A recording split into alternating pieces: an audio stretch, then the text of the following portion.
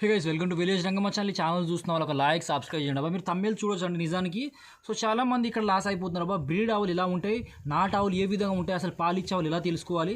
So ప్రాపర్గా ఈ 11 సంవత్సరాల మా ఈ జర్నీ డైరీ ఫామ్లో సో మేము ఏ విధంగా తీసుకుంటాం అనేది మీకు ఒక చిన్న డెమో వీడియో చూపిస్తాను అబ్బా.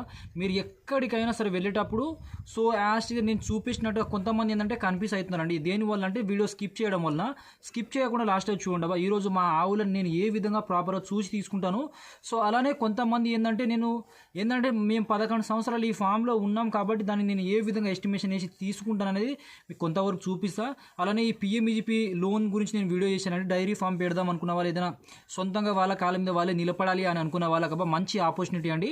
సో ఈ పిఎంఈజీపీ లోన్ ఎలా తీసుకోవాలనేది మీకు తెలియకపోతే, అలానే ఈ EDP training certificate, EDP training ఎలా తీసుకోవాలో తెలియదు, ఉద్యమ రిజిస్ట్రేషన్ ఎలా చేయాలో మీకు తెలియదు, సో మొత్తంగా హోలోస్ట్ ఈ పిఎంఈజీపీ లోన్ ఎలా తీసుకోవాలో మీకు తెలియకపోతే, ఈడీపీ ట్రైనింగ్ ప్లస్ ఉద్యమ రిజిస్ట్రేషన్ సర్టిఫికేట్ ఇవన్నీ ఎలా తీసుకోవాలో మీకు తెలియకపోతే 7330994873 ఈ నెంబర్ కాల్ చేయండి అబ్బా.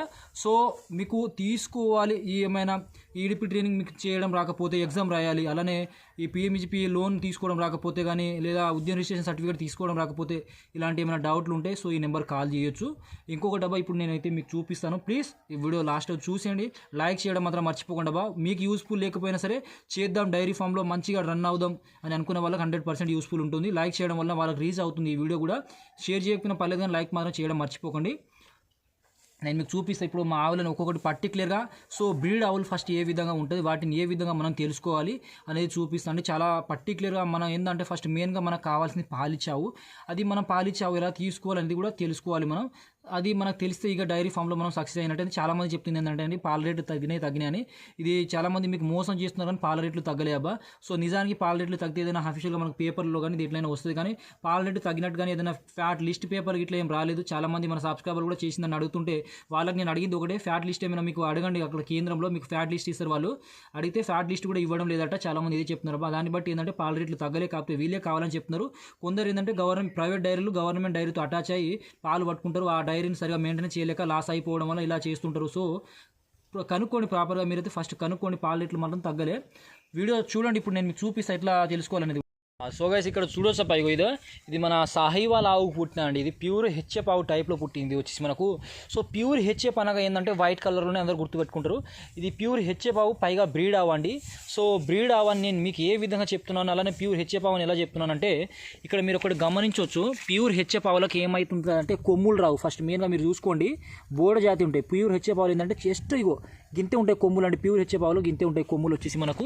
సో ఇప్పుడు నేను బ్రీడ్ ఆవు అని ఎట్లా మీకు చెప్తాను అంటే, ఫస్ట్ ఇక్కడ చూడొచ్చు, మీరు గమనించవచ్చు.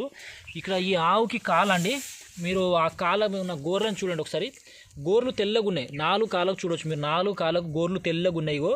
మనకు 4 కాళ్ళకు గోర్లు తెల్లగా ఉంది. అట్లానే మీకు ఇంకా చూపిస్తాను, బ్యాక్ సైడ్ కూడా మీరు చూడొచ్చు, తోక కూడా తెల్లగా ఉంది.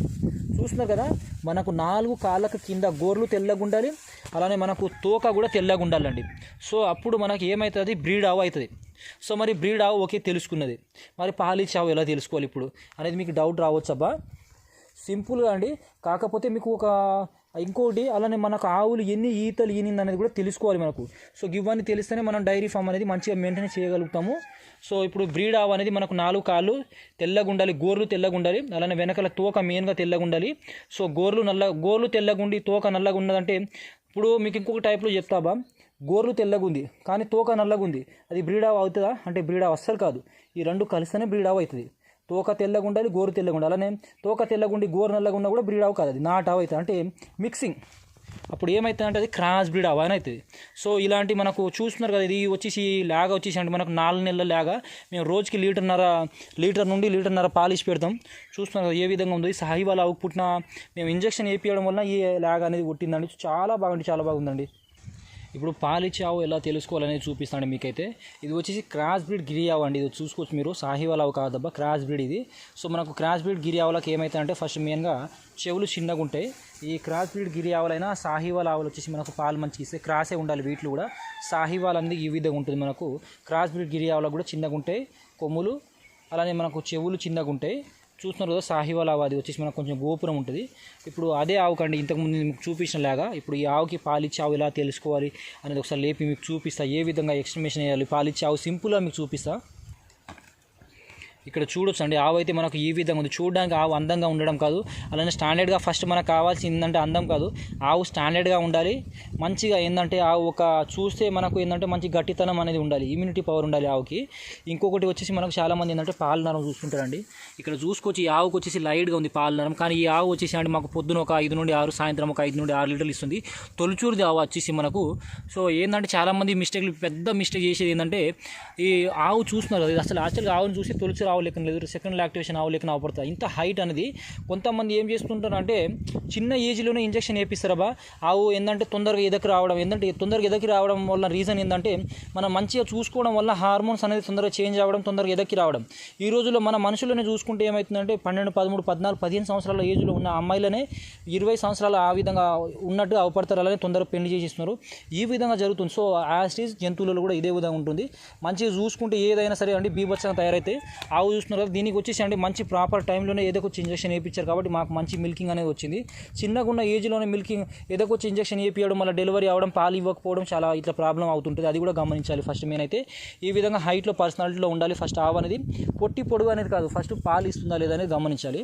ఇప్పుడు పాలు ఇచ్చే ఆవులకు వచ్చేసి అంటే మనకు 2 కాళ్ళ మధ్యలో నుండి సంఖ అనేది కొంచెం లైట్గా వెనక్కి ఉండాలి. ఇప్పుడు టైం వచ్చేసి 12:30 అవుతుందండి. అంటే దీనికి మంచిగా బిర్రుగా గడ్డి తింటే ఏమవుతుందంటే ఈ సంఖను చూసారా, ఈ సంఖ వచ్చేసి మనకు 2 కాళ్ళ మధ్యలో నుండి వెనక్కి వస్తుంది. అప్పుడు మనకు 2 కాళ్ళ మధ్యలో నుండి సంఖ వెనక్కి ఉండాలి. అలానే చూస్తున్నారు కదా, సన్లు వచ్చేసి మనకు ఒక లెవెల్లో ఉండాలి. సో ఏంటంటే ముంగటి సన్లు కొంచెం పెద్దగా ఉంటాయి, వెనకాల సన్లు కొంచెం చిన్నగా ఉంటుందండి. పాల నరం అనేది చూస్తుంటారు చాలామంది, పాల నరం కాదు, మెయిన్గా ఈ విధంగా ఉండాలి. అలాంటి ఆవులు ఎక్కడైనా దొరుకుతాయంటే చాలా రేర్ మనకు దొరకడం కూడా.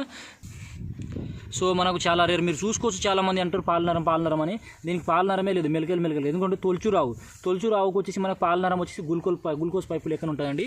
సో వీడియో వచ్చేసి ఇదబ్బా పాలిచ్చావు ఎలా తెలుసుకోవాలనేది మీకు అర్థమైందని అనుకుంటున్నా. ఏదైనా డౌట్ ఉంటే కాల్ చేయండి. సో కామెంట్ అయినా చేయండి అబ్బా. వీడియో నచ్చితే లైక్ చేయండి.